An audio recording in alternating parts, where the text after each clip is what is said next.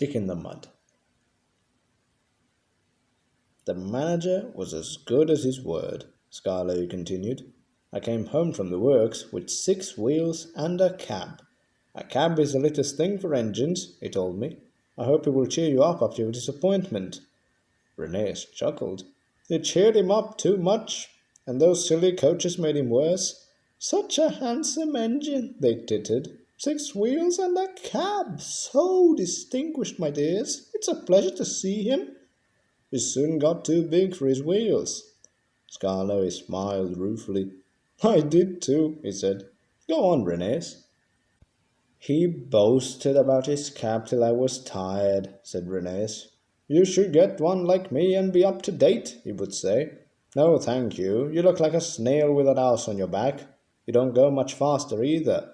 Slow am I? Let me tell you, who was late 3 times last week. Ah, it's no use talking. You're just an old stick in the mud. He called me more names and we quarrelled. We ended up back to back, not speaking.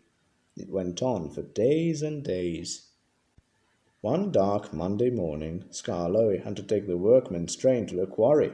It had rained for 3 days. You always pick on me for wet days, he complained. You, said Mr. Bobby, have got a cab to keep us dry. Come on. Skarloey slipped and snorted on the damp rails. He began to wonder if cabs were worth it. An hour later, I was warming up when Skarloey's guard came coasting down in an empty truck. He stopped by our shed. There's a landslide beyond the tunnel, he said. Skarloey's run into it. He's stuck. Show a wheel, Rheneas. Look lively. I'm sorry, Mr. Peter, sir, but that Skarloey's too swanky. He says I must stick in the mud. He can jolly well stick in the mud himself. It serves him right.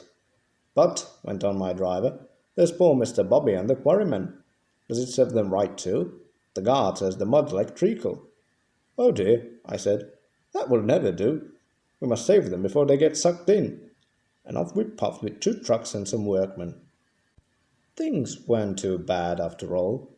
The man had partially cleared the line and had levered Skarloey back. He was hissing and grumbling dreadfully, but we didn't listen to him. We cleared the rest of the line, and I pushed Skarloey out of the way before taking the quarrymen to work.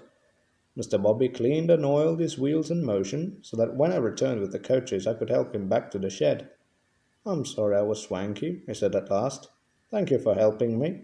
Not at all, I said, and I was still cross. Then Skarloey began to laugh.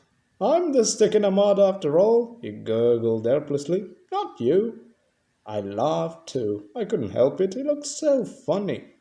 We were laughing when the cleaners came. We were still laughing when they left. Poor engines, they said, tapping their foreheads. Oh, we weren't mad. We'd learned sense, and we've been firm friends ever since.